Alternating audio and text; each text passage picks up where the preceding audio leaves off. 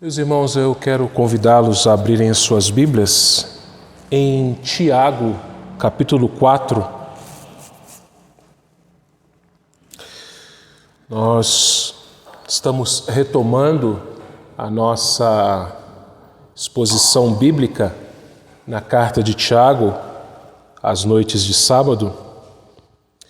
E hoje nós vamos ver o capítulo 4 e também o capítulo 5 até o versículo 6. Tiago, capítulo 4. Nós vamos ler todo o capítulo 4 e também o capítulo 5, do versículo 1 até o versículo 6. Diz assim a palavra de Deus: De onde procedem guerras e contendas que há entre vós? De onde, senão dos prazeres que militam na vossa carne? Cobiçais e nada tendes, matais e invejais e nada podeis obter. Viveis a lutar e a fazer guerras, nada tendes porque não pedis. Pedis e não recebeis porque pedis mal, para esbanjardes em vossos prazeres. Infiéis, não compreendeis que a amizade do mundo é inimiga de Deus? Aquele, pois, que quiser ser amigo do mundo, constitui-se inimigo de Deus. Ou supondes que em vão afirma a Escritura, é com ciúme que por nós anseia o Espírito e que Ele fez habitar em nós? Antes, Ele dá maior graça pelo que diz, Deus resiste aos soberbos, mas dá graça aos humildes.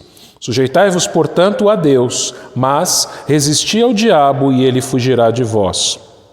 Chegai-vos a Deus e ele se chegará a vós outros. Purificai as mãos, pecadores, e vós que sois de ânimo dobre, limpai o coração. Afligi-vos, lamentai e chorai, converta-se o vosso riso em pranto e a vossa alegria em tristeza. Humilhai-vos na presença do Senhor e Ele vos exaltará. Irmãos, não faleis mal uns dos outros.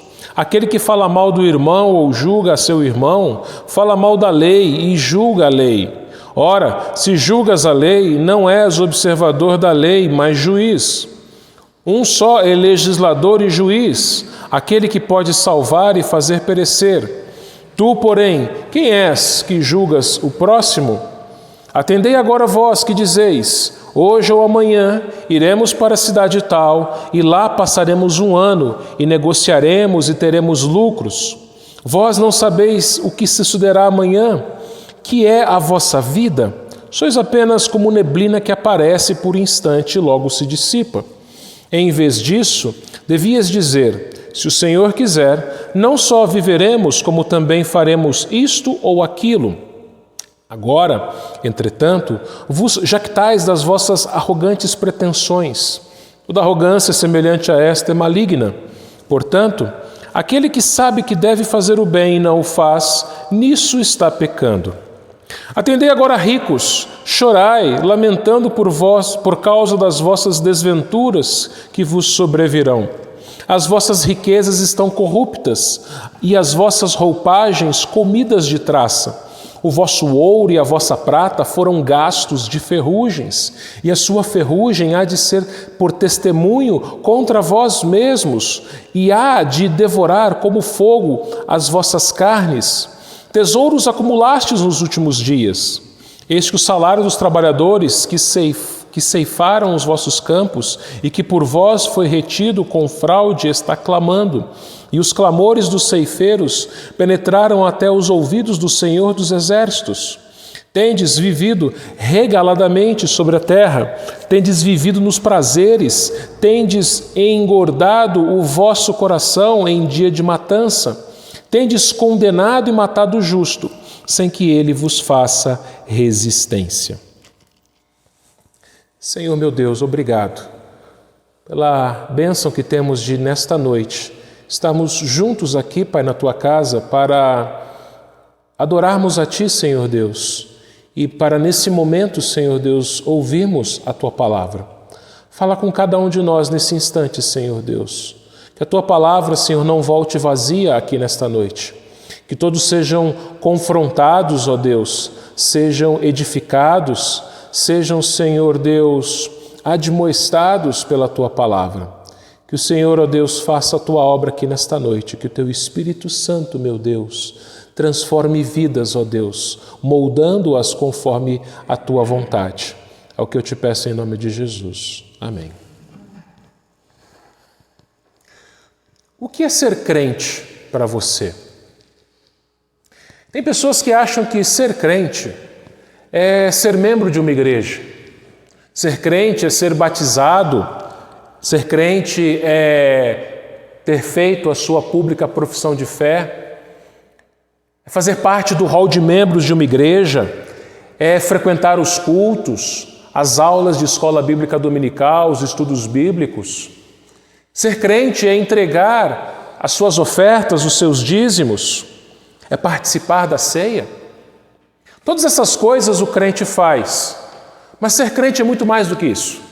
Ser crente é muito mais do que você frequentar uma igreja, é muito mais do que você ouvir sermões. Porque ser crente é ser diferente do mundo. Ser crente é ser luz que brilha no mundo das trevas. É ser sal que faz diferença num mundo perdido, sem sabor e que apodrece. Porém, meus irmãos, muitos que se dizem crentes têm moldado as suas vidas de acordo com os padrões do mundo, tendo os mesmos desejos, as mesmas preocupações, as mesmas práticas do mundo. Tem pessoas, meus irmãos, que frequentam a igreja e aqui dentro tem a aparência cristã, mas lá fora tem suas vidas da mesma maneira que as outras pessoas que não se dizem cristãs. São crentes apenas nominais, são apenas religiosos, frequentadores de igreja, mas que não tiveram as suas vidas mudadas, as suas vidas transformadas. E, meus irmãos, a igreja, os cristãos, nós precisamos entender, meus irmãos, sempre nos lembrarmos que a igreja ela é santa. Ela foi tirada do mundo, ela foi separada do mundo, ela foi resgatada por Deus deste mundo, lavada, limpa, purificada pelo sangue de Jesus. A igreja, meus irmãos, ela recebeu vida enquanto o mundo está morto nos seus delitos e pecados. A igreja, como eu disse, ela foi lavada dos seus pecados, enquanto o mundo está morto na sua imundícia, nos seus pecados. E, meus irmãos, a igreja ela é muito bonita. E acontece que quanto mais a igreja se aproxima de Jesus, quanto mais a igreja se aproxima da palavra de Deus, quanto mais os membros da igreja praticam a palavra de Deus, a palavra de Cristo, mais bonita a igreja fica. Agora, quanto mais a igreja se aproxima do mundo, quanto mais ela se afeiçoa ao mundo, ela se torna amiga do mundo, ela se parece com o mundo, menos a igreja se parece com Cristo. E mais feia ela se torna, tornando-se também inimiga de Deus. E esse texto de Tiago, meus irmãos, vai falar a respeito disso. Vai nos falar a respeito de que a amizade do mundo é inimiga de Deus. E aqui nós vamos aprender algumas lições, meus irmãos, para sermos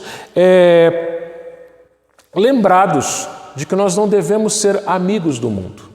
Nós não devemos ter as práticas do mundo. A nossa vida não pode ser uma vida igual à vida do mundo, mas nós somos diferentes. Nós somos a igreja do Senhor, nós fomos salvos, comprados, resgatados, somos santos porque Ele é santo e a nossa vida deve ser santa.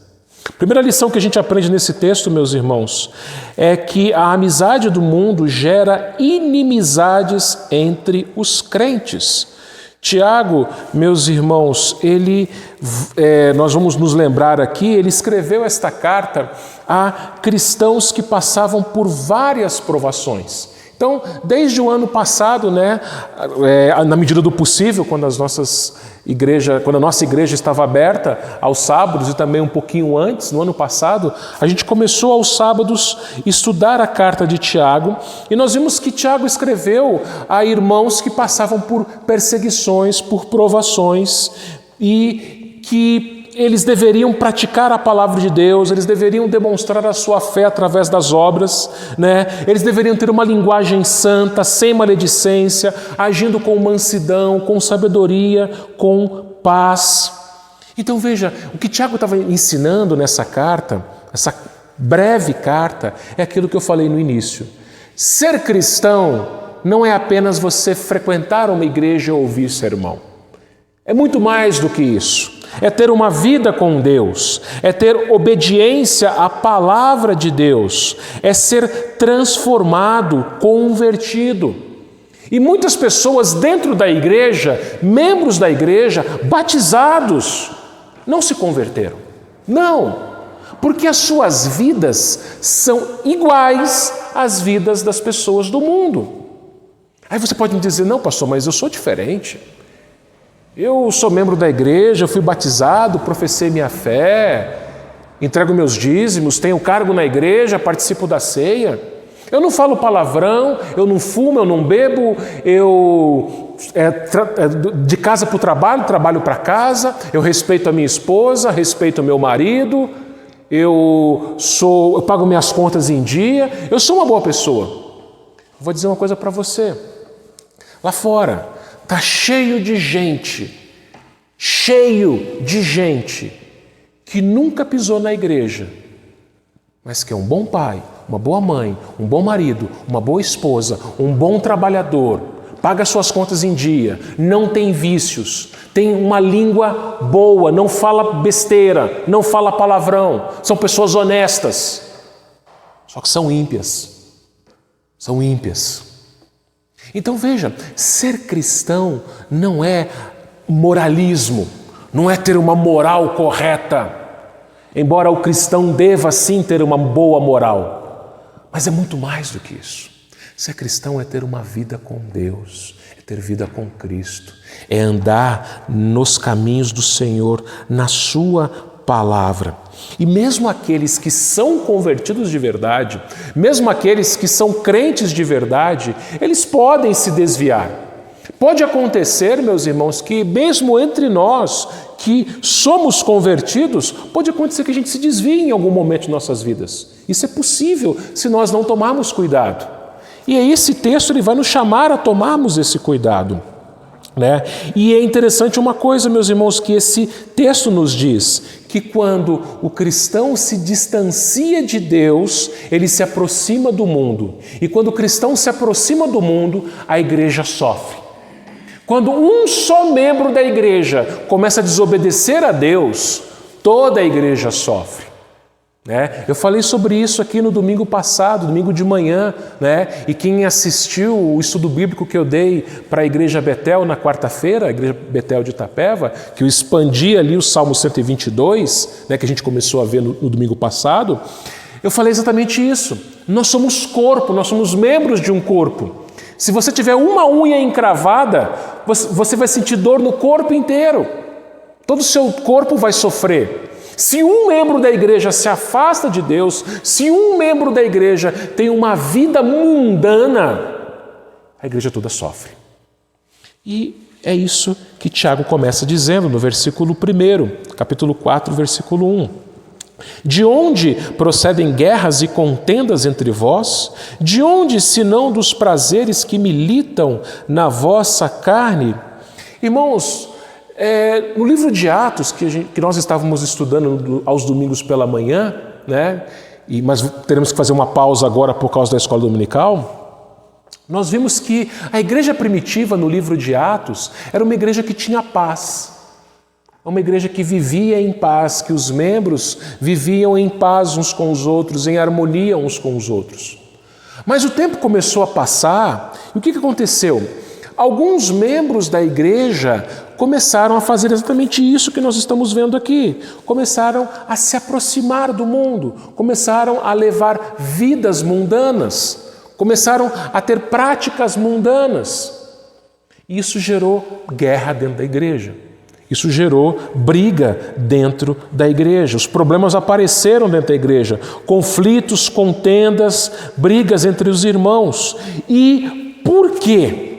Por que acontece briga dentro da igreja? Por que acontece discussão dentro da igreja? Por que acontecem contendas dentro da igreja? Por que acontecem divisões dentro da igreja? Tiago diz aqui: de onde, senão dos prazeres que militam na vossa carne? Meus irmãos, a nossa carne, o nosso eu, ele muitas vezes ele tem desejos. Nem todos os nossos desejos são pecaminosos. Nem todos os nossos desejos são pecaminosos. Por exemplo, você pode desejar comer uma boa comida. Não há nenhum mal nisso. Você já comeu um bom churrasco? Um bom prato de arroz com feijão? Bem feito, bem temperado. Você pode ter desejo de reformar a sua casa, não há nenhum mal nisso. Você pode ter um desejo de estudar e ter uma profissão melhor, não há nenhum mal nisso. O próprio desejo sexual é uma coisa boa que Deus criou, desde que seja usufruído dentro do casamento, marido e esposa.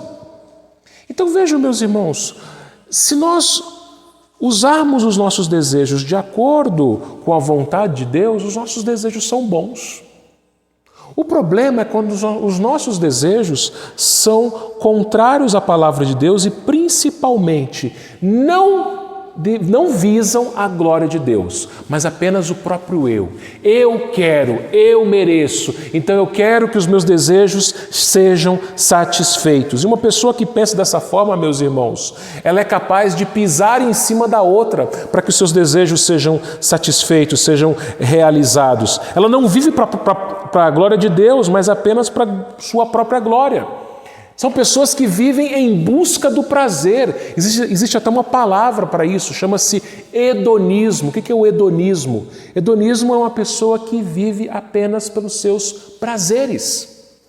Ela quer ser feliz. Esse é o seu moto. Isso é o que move ela. O que eu quero é ser feliz. Eu mereço ser feliz. O que importa é ter prazer, é ser feliz.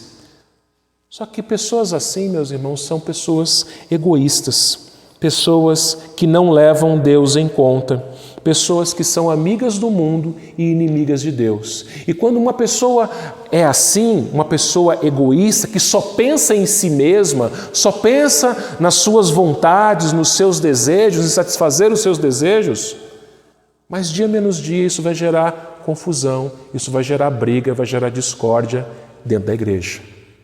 O versículo 2 diz assim, na primeira parte: cobiçais e nada tendes, matais e invejais e nada podeis obter, viveis a lutar e a fazer guerras. Vejam, meus irmãos, uma pessoa egoísta é uma pessoa que cobiça aquilo que não é dela, é uma pessoa que deseja aquilo que não pertence a ela. O que diz o 10º mandamento? O 10º mandamento, lá em Êxodo, capítulo 20, versículo 17, 10º mandamento: não cobiçarás a casa do teu próximo, não cobiçarás a mulher do teu próximo, nem o teu servo, nem a tua serva, nem o seu boi, nem o seu jumento, nem coisa alguma que pertença ao seu próximo. Então o que é a cobiça? A cobiça é quando você deseja ter aquilo que é do outro, ou a pessoa que pertence ao outro. E aqui, meus irmãos, o texto de Tiago, ele associa a cobiça ao assassinato. Quando uma pessoa cobiça no seu coração aquilo que não é dela, ela está disposto a tudo, até mesmo matar. E aí eu lembro vocês de duas situações que isso chegou a acontecer lá no Antigo Testamento. Em 2 Samuel capítulo 11, você se lembra que Davi, ele cobiçou a mulher de Urias, uma mulher casada. E Davi, então, chegou às vias de fato com ela, se relacionou com ela, ela engravidou. Davi tentou de todas as formas esconder a gravidez, né, chamando Urias, um soldado fiel, do meio da batalha para que ele fosse passar a noite com a sua esposa. Ele não quis, Urias era fiel, mas até que Davi mandou que Urias fosse colocado na frente de batalha e fosse morto. Um crente, Davi, um crente. Agora um ímpio, outro rei, o rei Acabe. Lá em 1 Reis, capítulo 21, Acabe, ele cobiçou a vinha de um homem chamado Nabote. Uma grande plantação, uma grande lavoura de uva, bonita, que ficava plantada ao lado do seu palácio. E ele tentou comprar essa vinha do Nabote, o Nabote não quis vender, era direito dele, era herança de família. E o que a sua esposa Jezabel mandou fazer? Mandou matar o Nabote para que Acabe tomasse posse daquela vinha. Então vejam, meus irmãos, uma pessoa cobiçosa, ela está disposta a tudo, até mesmo matar. Pastor, mas isso não acontece na igreja. Bom, uma pessoa, meus irmãos, ela pode cobiçar as coisas do seu próximo, ela pode cobiçar a esposa do próximo, o marido da próxima. Uma pessoa dentro da igreja pode cobiçar o cargo de outro irmão. Ele pode ver o cargo daquele irmão, ele tem cobiça e ele quer aquele cargo de todo quanto é jeito.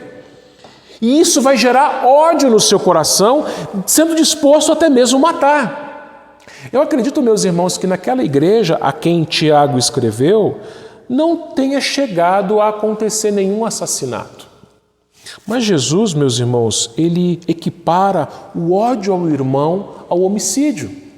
Lá em Mateus capítulo 5, versículo 21, se você quiser abrir lá, Mateus 5, 21.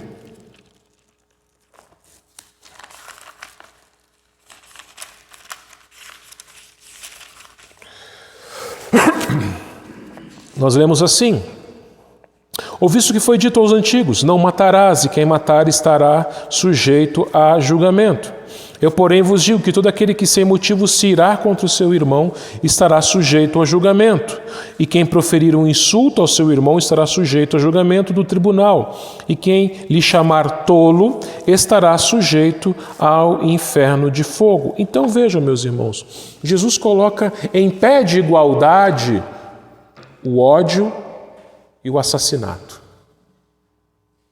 Então, uma pessoa que cobiça o que é da outra, cobiça os bens do outro, o marido da outra,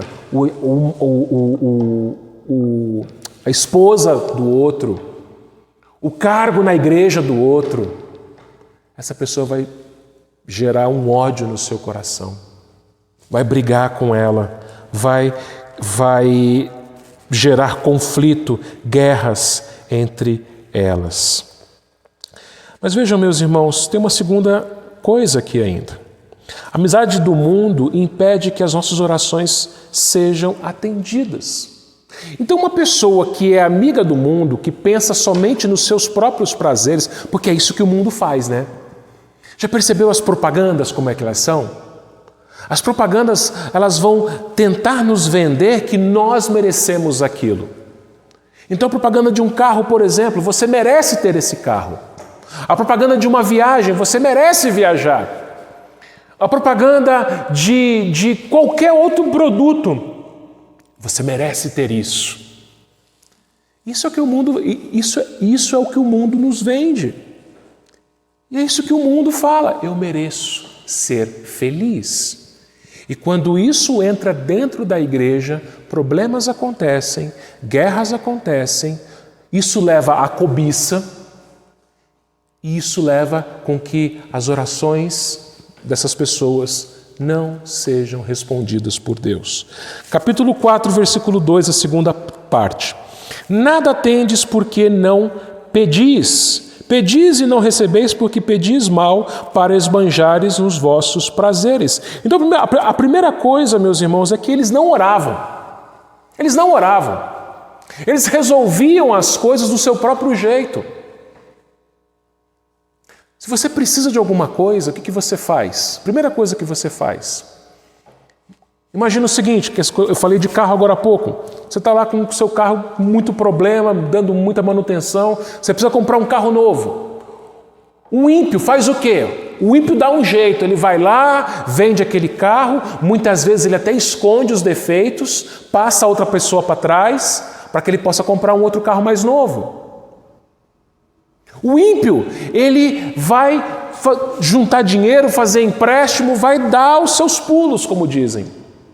O crente precisa de um carro novo, a primeira coisa que ele faz, ele dobra o joelho. Ele fala, pai, o senhor está vendo a situação, eu preciso de um carro novo, esse carro não tem mais condições. Me dê condições. Me dê condições de comprar um carro novo. E ele vai fazer tudo aquilo que é de acordo com a vontade de Deus. Se ele precisar vender aquele carro velho, ele vai vender, mas não vai esconder os defeitos que aquele carro velho tem, né? Vai vender num preço justo, né? Ele vai atrás de um carro, Deus vai iluminar o caminho dele para que ele encontre um carro que seja que tenha uma boa procedência. Por quê? Porque Deus vai abençoando. Ele ora. O ímpio não. O ímpio ele não ora. E quando ora, ele ora pensando apenas em si mesmo, né?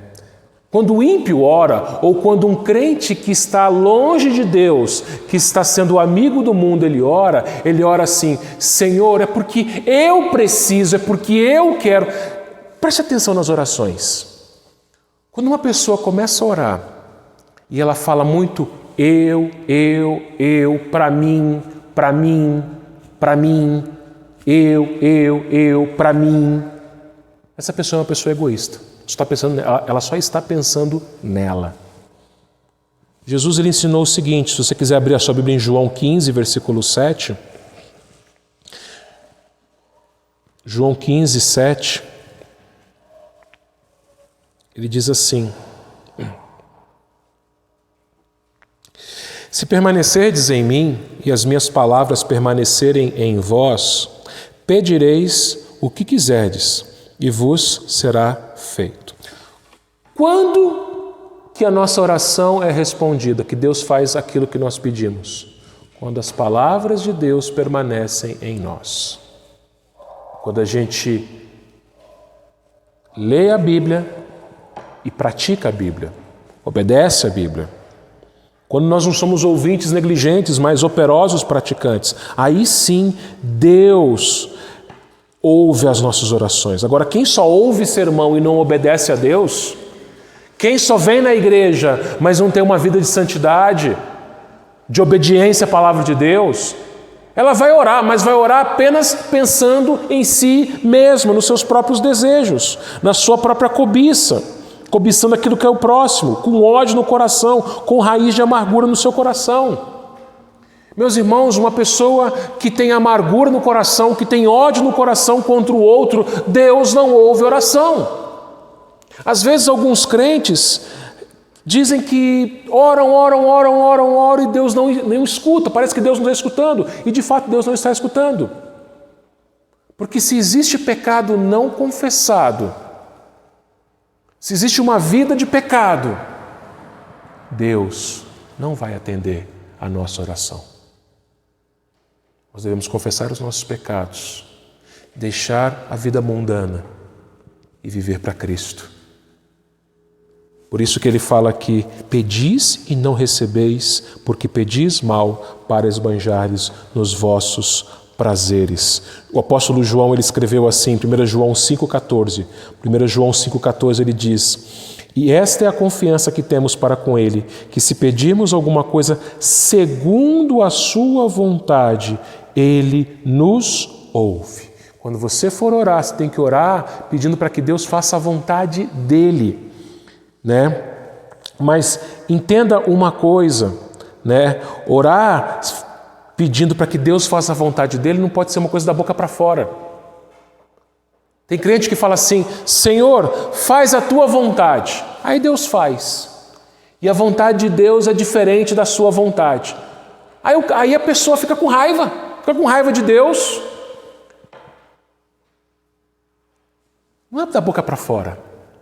É de fato confiar que a vontade de Deus é melhor para as nossas vidas, né? É confiar que a vontade de Deus é sempre para o nosso bem. Nós não devemos, meus irmãos, ser egoístas, idolatrando a nós mesmos, mas temos que adorar somente a Deus. E quando nós fazemos isso, aí sim Deus responde nossas orações. Terceiro, a amizade do mundo provoca a maledicência. Eu vou pular aqui do versículo 4 a 10, eu quero ir com você até o versículo 11. O versículo 4 até o 10 a gente vai ver no final. Versículo 11 e versículo 12, né? Olha só, ele diz assim: irmãos, não faleis mal uns dos outros. Aquele que fala mal do irmão ou julga seu irmão, fala mal da lei e julga a lei. Ora, se julgais a lei, não és observador da lei, mas juiz. Um só é legislador e juiz, aquele que pode salvar e fazer perecer. Tu, porém, quem és que julgas o seu próximo? Irmãos, parece que o pecado da maledicência era um problema grave naquela igreja. Dos 108 versículos da Epístola de Tiago, 16 deles falam sobre a maledicência. Então, se você quiser anotar, Tiago 1, 26, Tiago 3, de 1 a 12, Tiago 4, de 11 a 12, que é o que a gente acabou de ler, e Tiago 5, versículo 9. Então você vê que só o capítulo 2 que Tiago não fala sobre maledicência. Mas Tiago 1, 26, Tiago 3, de 1 a 12, Tiago 4, 11 e 12 e Tiago 5, 9. Né? Parece que era um problema recorrente naquela igreja, a maledicência. E quando uma pessoa fala mal da outra, ela expõe todos os outros pecados que nós vimos até aqui. Uma pessoa, meus irmãos, que fala mal da outra, ela é cobiçosa, ela tem ódio, mágoa, rancor, amargura no seu coração, ela briga com a outra, discute com a outra, ela se acha melhor do que as outras, mais justa do que as outras. Abra sua Bíblia no Salmo 101, Salmo 101, versículo 5, e veja o que Davi escreveu a esse respeito. Salmo 101, 5. Ele diz assim: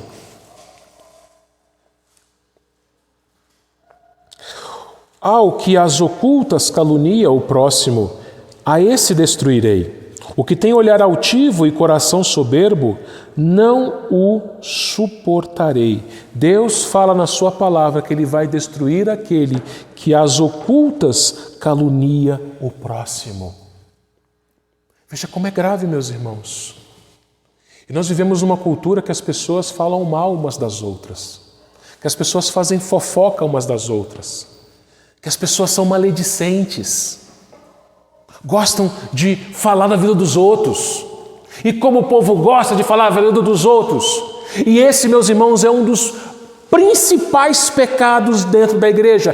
Isso é tão verdadeiro que eu estou falando, que Tiago nos mostra isso. Dos 5 capítulos, só um que não fala desse pecado, os outros 4 falam. E como aqueles irmãos do passado caíam nesse pecado, às vezes muitos de nós também hoje caem no mesmo pecado. E, irmãos, vejam que aquele que cobiça, ele vai falar mal do outro. Por exemplo, uma pessoa que cobiça a mulher do seu próximo vai tentar falar mal dessa pessoa, do marido ou da esposa, até que o casamento dela se acabe e ela possa tomar aquela esposa, aquele marido para ela. Uma pessoa que quer o lugar do outro no trabalho vai falar mal do colega de trabalho, até que o colega de trabalho seja demitido e essa pessoa consiga o seu lugar.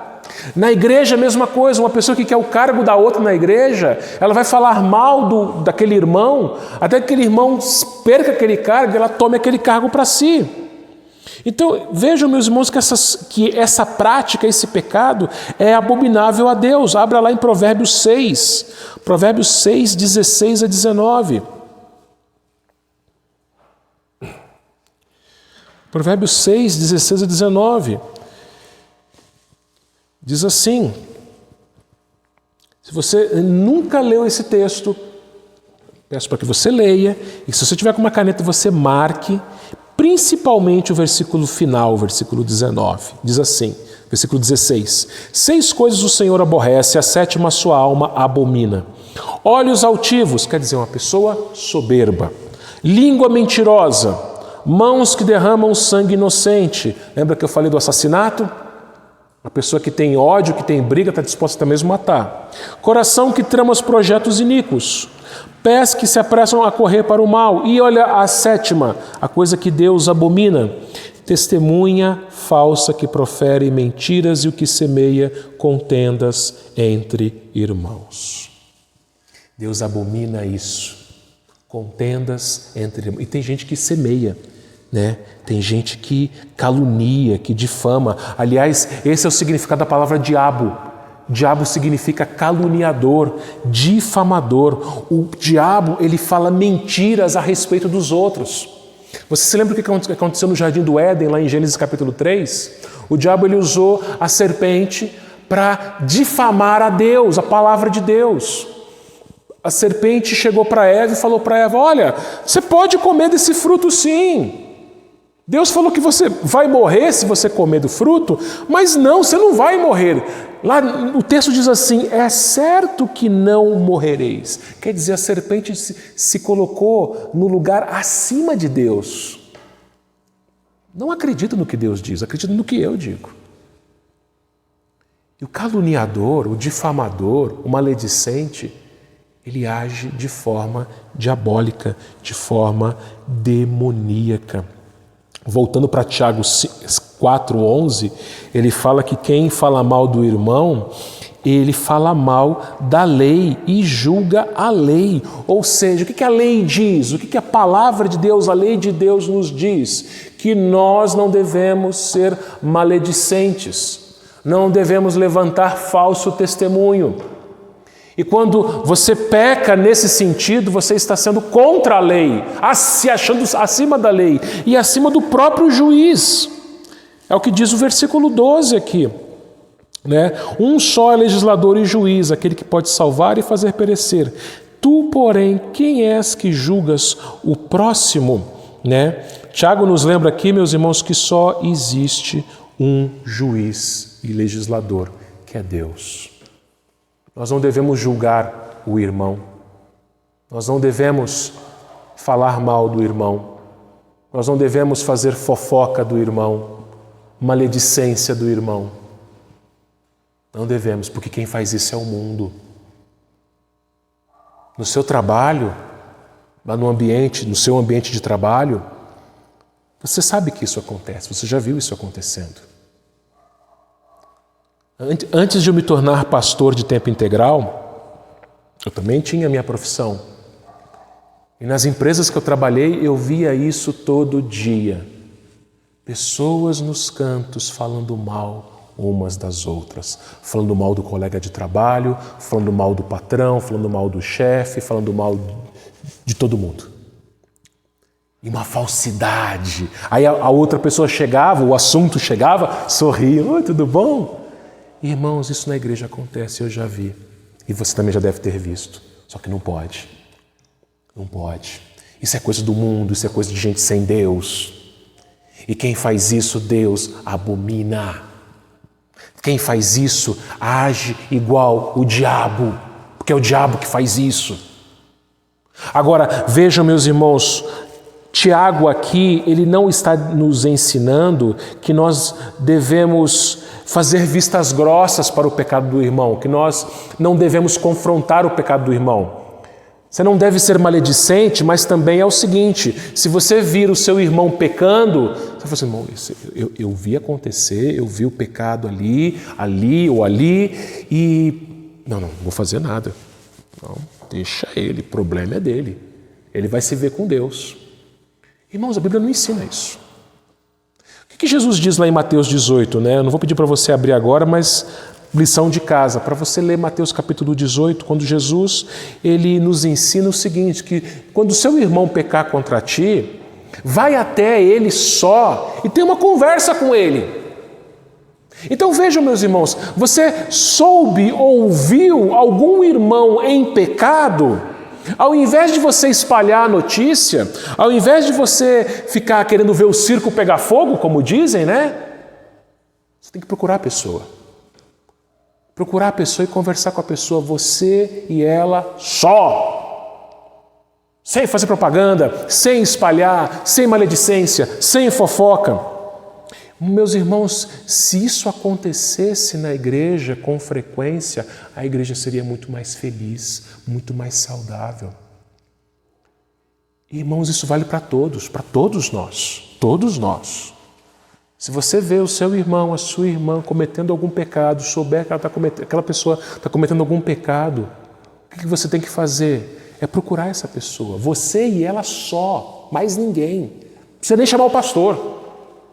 É você e ela sozinho ali, ter uma conversa. Abrir a Bíblia e falar, olha meu irmão, eu vi ou eu soube que você está cometendo esse pecado. E a Bíblia fala isso sobre esse pecado. Então, olha, eu estou aqui, só nós dois somos irmãos em Cristo, não sou melhor do que você. Eu quero chamar a sua atenção para que você se arrependa e se acerte com Deus.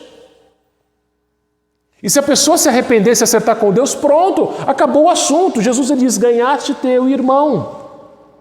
Mas nada de ficar sendo maledicente, fazendo fofoca contra os irmãos. Isso é coisa do mundo. Quarta lição que esse texto nos ensina, que a amizade do mundo, ela gera soberba. Capítulo 4, versículos 13 a 17. Atendei agora vós que dizeis, hoje ou amanhã iremos para a cidade tal e lá passaremos um ano e negociaremos e teremos lucro. Vós não sabeis o que sucederá amanhã. Que é a vossa vida? Sois apenas como neblina que aparece por um instante e logo se dissipa. Vejam, meus irmãos, as pessoas sem Deus, elas acham que a vida delas está nas suas próprias mãos. Aquelas que escrevem a sua história, aquelas que são responsáveis pelo seu destino. Porém, meus irmãos, nós temos visto a cada dia, e principalmente nesses últimos tempos, que nós não somos nada. Quantos planos você e eu fizemos no início do ano passado e que não aconteceram? Veio essa pandemia e aí? Frustraram todos os nossos planos. Seus planos familiares, seus planos profissionais, seus planos particulares, planos aqui na igreja que nós tínhamos, não deu para fazer. Por isso que ele fala aqui, né? Você que fala que você amanhã vai fazer e vai trabalhar e isso e aquilo. Uma pessoa sem Deus, ela faz isso. Ela faz planos e não coloca Deus nos seus planos. Ou melhor, não submete os seus planos a Deus. Mas Tiago ele fala o seguinte no versículo 15. Em vez disso, devias dizer, se o Senhor quiser, não só viveremos, como também faremos isto ou aquilo. Irmãos, a gente não sabe nem mesmo se vai chegar vivo até o final desse dia. Você tem certeza que você vai chegar no dia de amanhã vivo? Você tem certeza que nessa noite não pode acontecer alguma coisa e Deus te chamar? Ah, mas eu sou jovem, sou saudável, tenho saúde. Tem certeza? A gente não sabe, meus irmãos. Na hora que nós menos espera, na hora que a gente menos espera, a nossa vida pode acabar. Onde está o orgulho? Onde está a soberba? Por isso que ele fala aqui, né? Se o Senhor quiser, não só viveremos, como também faremos isso ou aquilo. Agora, entretanto, vos jactais das vossas arrogantes pretensões. Toda jactância semelhante a essa é maligna. Jactância, meus irmãos, é o orgulho. Tem pessoas que fazem seus planos com orgulho. Não, eu vou conseguir. Já viu aquele tipo de gente que fala assim, se Deus quiser e Deus vai querer. Já viu gente que fala desse jeito? Se Deus quiser e Deus há de querer. Quem é você para dizer isso? Ele fala, onde está a vossa jactância, o vosso orgulho, a vossa arrogância? Se Deus quiser, Nós vamos viver, vamos trabalhar, vamos estudar, vamos fazer nossas coisas, vamos realizar aquilo que Deus colocar em nossas mãos. E se Deus não quiser, a gente não vai fazer nada disso. Porque a nossa vida é curta, a nossa vida é como uma neblina, ele diz aqui, como um vapor que passa. Davi escreveu no Salmo 139, versículo 16, que todos os dias da nossa vida estão escritos e pré-determinados. Então, meus irmãos, nós não somos nada.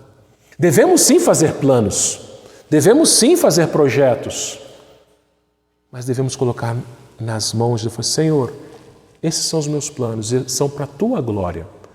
Não é porque eu quero, não é para a minha glória, não é para o meu enriquecimento, não é para para que eu fique famoso, para as pessoas olhem e falem, olha como ele é bom, como ela é boa, sabe fazer as coisas.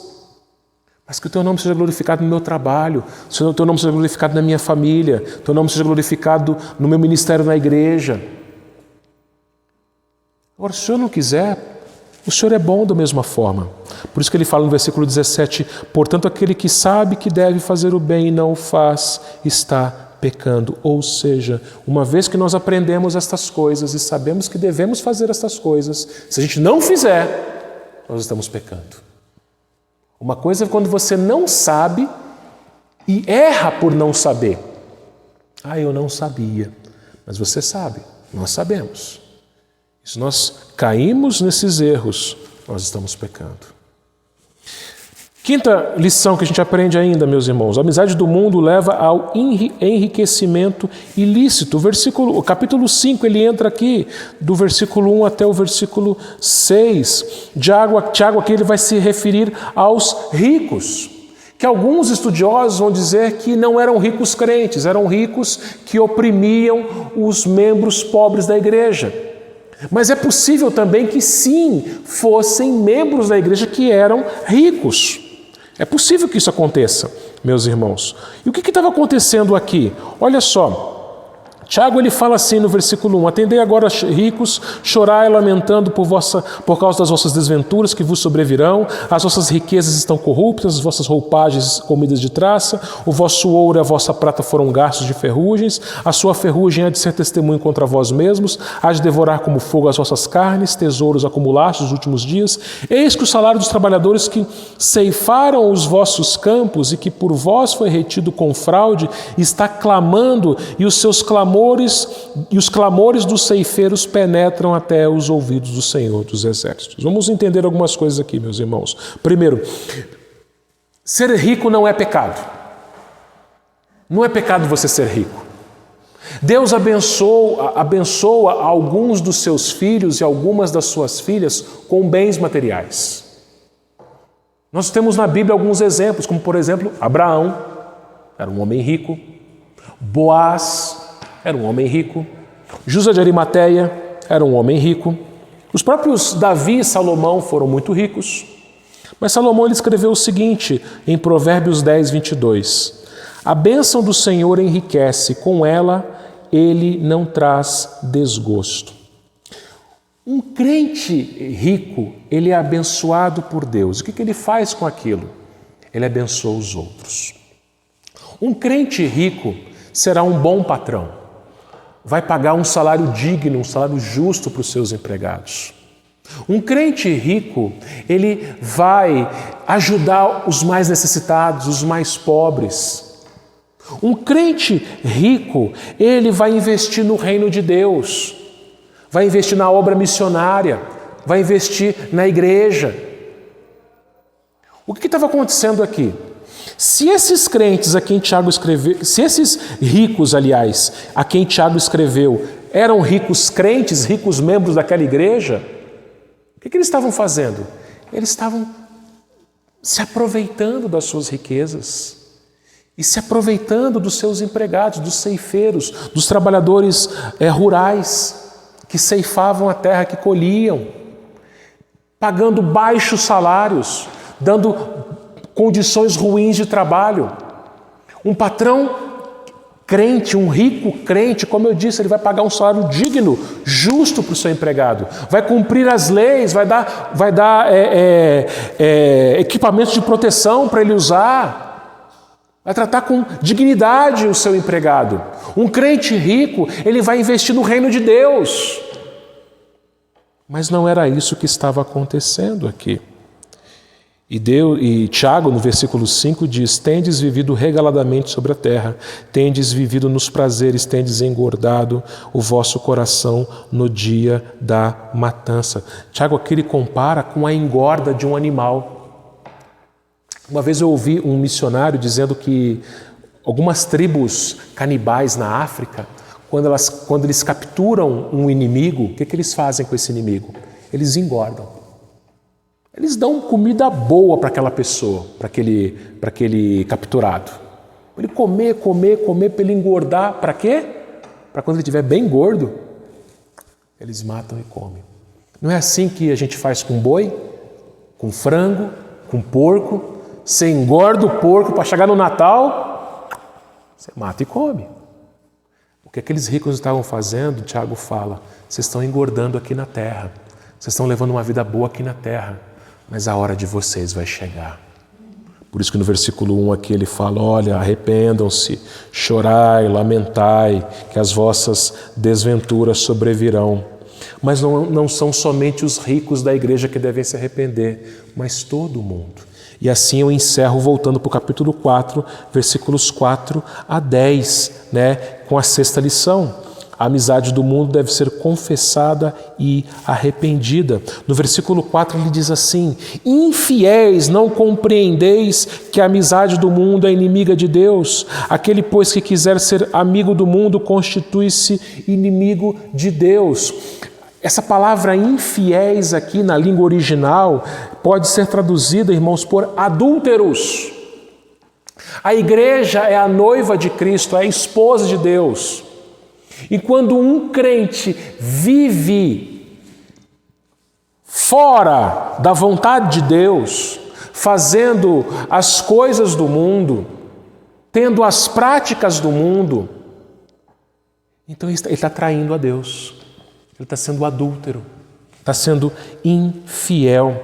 E quem faz isso, diz o versículo 4 aqui, é inimigo de Deus. Quem quer ser amigo do mundo constitui-se inimigo de Deus. Romanos 8,31 nos diz assim, se Deus é por nós, quem será contra nós? Então você fala, Deus nunca vai ser contra mim.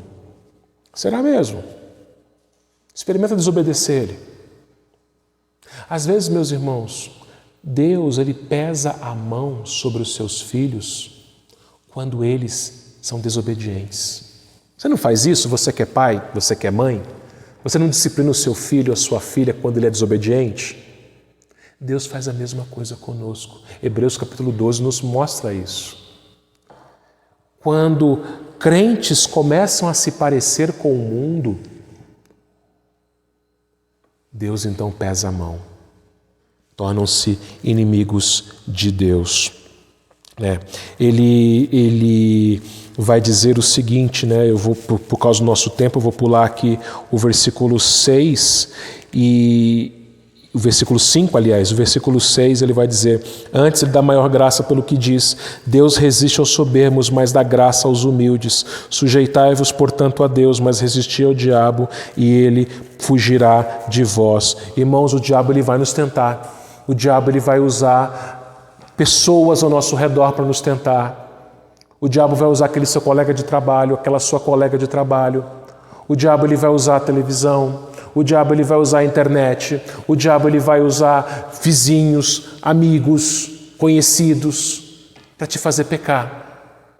Mas ele fala aqui, Pedro vai falar a mesma coisa lá na sua carta, que nós devemos resistir aos ataques do diabo. E ao invés de nós nos alegrarmos do nosso pecado, nós devemos nos arrepender, nós devemos ser humildes, sem soberba, purificando-se dos nossos pecados. Ele diz no final do versículo 8, vós que sois de ânimo dobre. O que é ânimo dobre? Ânimo dobre é uma coisa, imagina uma coisa dobrada. Ou seja, aquela pessoa que tem um pé na igreja e um pé no mundo. Aquilo que eu falei no início, aquela pessoa que é uma coisa dentro da igreja, mas é outra coisa fora da igreja. Dentro da igreja tudo tudo bonitinho, tudo correto, todo ali certinho. Mas em casa, no trabalho, nos seus relacionamentos, é um mau marido, uma má esposa, um mau filho, é desonesto, é um mau patrão, não paga direito seus empregados, é um mau empregado, chega atrasado, falta, engana o outro, fala mal do outro, arruma briga, arruma intriga. Tiago nos fala aqui, olha, arrependam-se, não seja de ânimo dobre, uma coisa na igreja, outra coisa fora. Seja a mesma pessoa dentro e fora da igreja. Ele fala no versículo 9, afligi-vos, lamentai, chorai, converta-se o vosso riso em pranto e a vossa alegria em tristeza. Nós devemos, meus irmãos, aprender a chorar pelos nossos pecados. A gente só chora quando dói, quando sofre. A gente tem que chorar, meus irmãos, pelo fato de nós estarmos com os nossos pecados ofendendo ao nosso Deus. O Deus que nos amou, o Deus que morreu por nós, o Deus que cuida de nós, o Deus que nos tirou das trevas e nos trouxe para a sua maravilhosa luz. E às vezes, com os nossos pecados, nós somos injustos, nos ofendemos a Deus. Então a gente tem que lamentar pelos nossos pecados. Eu preguei sobre isso em Joel, quando a gente estava com a igreja fechada ainda. Os irmãos devem se lembrar, se você não assistiu, está lá no YouTube para você assistir os sermões da exposição do livro de Joel. Nós devemos olhar para a nossa vida. Em vez de apontar o dedo para o outro, de falar do outro, é um momento pessoal. É cada um de nós olhar para dentro da nossa vida, para dentro dos nossos corações. Senhor, o que eu estou fazendo de errado? Sonda-me, Senhor. Sonda-me, ó Deus, e vê se há em mim algum caminho mau. Será que eu não tenho sido fofoqueiro? Será que eu não tenho arrumado briga? Será que eu não tenho sido orgulhoso, injusto? É isso que a gente vai fazer agora, meus irmãos. O hino 67, ele é uma oração. Nós vamos cantar esse hino, sentados mesmos, como uma oração. Mas não cante da boca para fora. Faça desse hino uma oração, pedindo para que Deus sonde o seu coração.